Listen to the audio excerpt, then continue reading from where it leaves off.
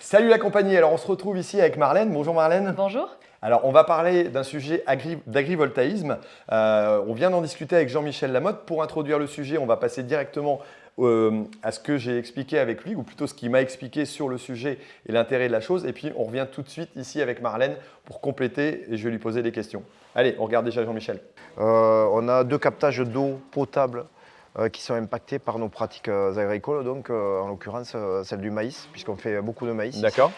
Et donc on retrouve des nitrates, mais aussi des traces de métabolites de pesticides. D'accord. Et donc aujourd'hui on impacte la qualité de l'eau et on nous demande, ça fait déjà 4 ans, on nous demande de passer donc en zéro phyto. Zéro phyto, comme tu le dis, il pleut ici, tu vois. Ouais. On a les sols hydromorphes, on n'arrive pas à rentrer quand on veut, donc faire du bio. C'est compliqué. Maîtriser l'herbe, l'anermement, c'est très compliqué. Quand il faut passer, tu le sais, il faut passer. Il faut passer aujourd'hui, régulièrement, pas demain. Voilà, et quand tu as des sols difficiles avec un climat où tu as beaucoup de. C'est pas beaucoup de pluie, mais c'est régulier et c'est courant, vous avez des difficultés. Donc vous montez un projet. Donc on dit aujourd'hui, nous, on va perdre en productivité. Donc manque de productivité, manque de rentabilité. Il y a 35 agriculteurs donc, concernés par ce zonage de protection des 2 captages d'eau. Donc l'idée, on a bâti une association et on a bâti un projet autour de cette contrainte.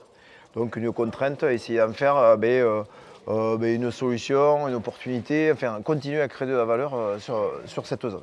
Parce qu'il faut se rappeler quand même, quand on enlève l'agriculture sur un territoire, tu sais, il ne se passe plus rien. Et voilà, on est des acteurs du territoire quand même.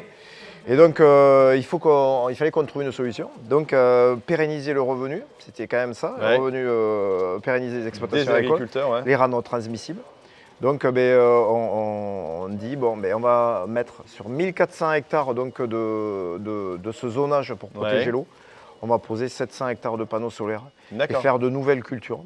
Voilà, on a compris un peu l'intérêt de faire aussi en groupe un projet d'agrivoltaïsme. Alors si j'ai bien compris, il y avait des problématiques d'enjeux eau. Ils ont décidé de se regrouper pour arriver à faire quelque chose qui va limiter l'impact sur l'environnement et puis continuer à garder de la valeur pour les exploitations. C'est vraiment ça l'objectif? Oui, exactement.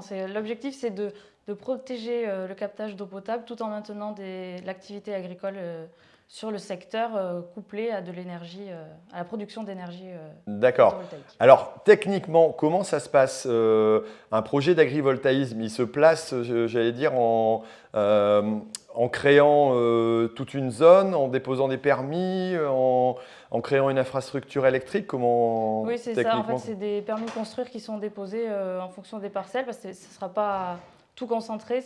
Des études ont été faites en fonction des espèces protégées, de la topographie du sol, des présences de forêt. Voilà. Et donc après ça, des permis de construire ont été déposés. D'accord. Ça va faire un changement au niveau des cultures parce que c'était essentiellement du maïs d'après ce que j'ai compris? Oui, essentiellement maïs tournesol. Et alors qu'est-ce qu'il va y avoir après? Alors là, on expérimente un peu, on cherche, donc on s'oriente vers donc, des métailles riches en protéines pour travailler avec un partenaire local. D'accord. On envisage de faire du chia, du lin et de la cameline, qui sont des plantes riches en oméga 3, ainsi que des fruits rouges. Ça, c'est mon projet personnel. D'accord. Donc voilà tout ce qui est testé actuellement. Alors tu me disais, fruits rouges, c'est ton projet personnel parce que toi, tu intègres cette activité-là. Tu vas créer une activité nouvelle aussi avec ce projet? Oui, exactement. Le fait qu'il se projet, ça va me permettre de créer un atelier de fruits rouges donc sur exploitation familiale. D'accord. Et donc voilà.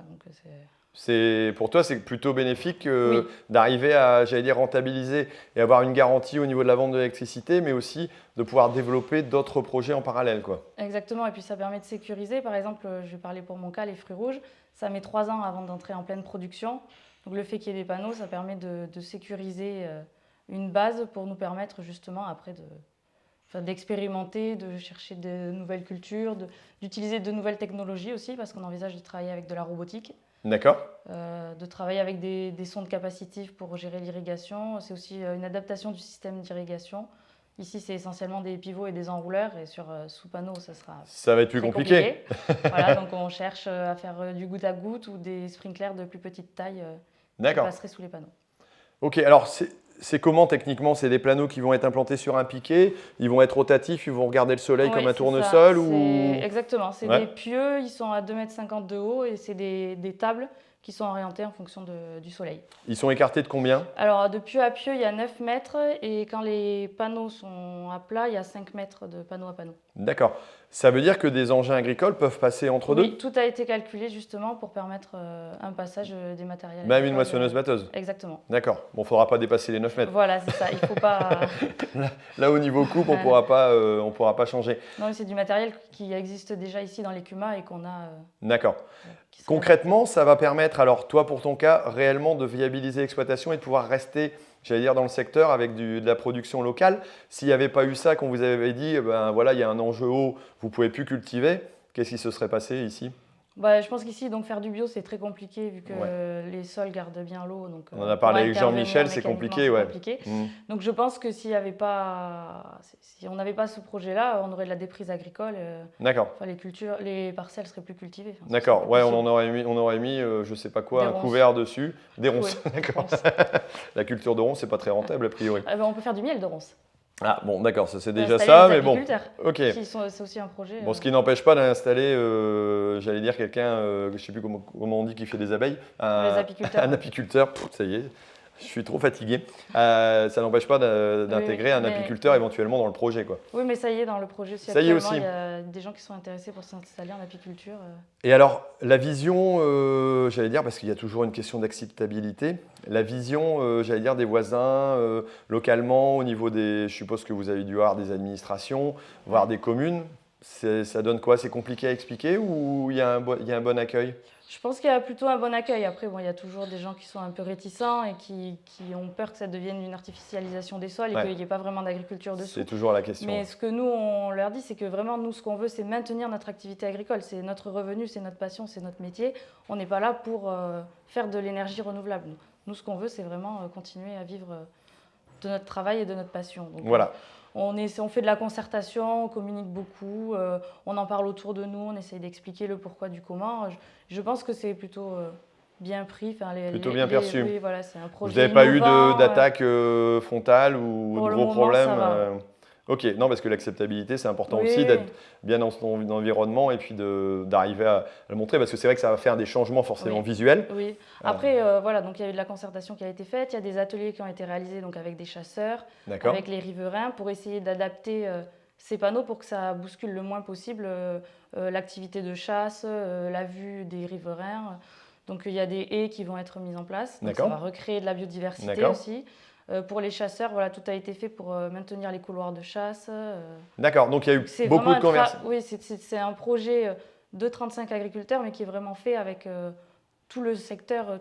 Il y a des centaines de personnes qui, Voilà, c'est ça. qui se sont mis autour de la table aussi Exactement. pour dire voilà, bah, moi je pensais mettre là, bah oui, mais non, mais il y a un problème parce que Voilà. c'est un couloir de chasse. C'est ça. Ouais, mais moi ça va gêner ma vue, bah, va falloir faire quelque chose. Donc il y a tout ce côté aménagement que vous devez Exactement. prendre en compte et que Ouais. vous avez pris en compte pour le projet, quoi. Tout à fait. Ouais.